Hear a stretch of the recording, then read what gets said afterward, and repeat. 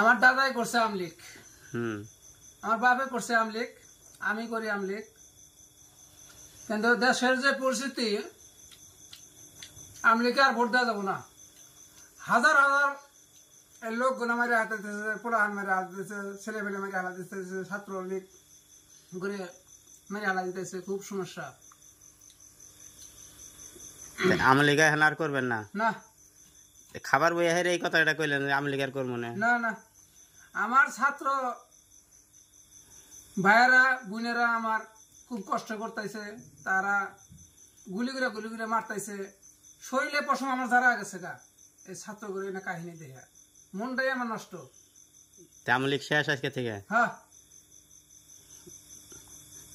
দেখলেন খুব কষ্টে এই কথাগুলো বলছে, কারণ বাপ দাদা থেকে আওয়ামী লীগ করে আসছে, এখন আর বলতেছে আওয়ামী লীগ আর করবো না। দেখেন এই যে কাঁঠাল খাচ্ছে আর বলতেছে, কতটা কষ্টে পাইলে পারে মানুষ একটা এরকম কথা বলতে পারে। তো ভিডিওটি ভালো লাগলে অবশ্যই লাইক কমেন্ট করবেন। ওকে।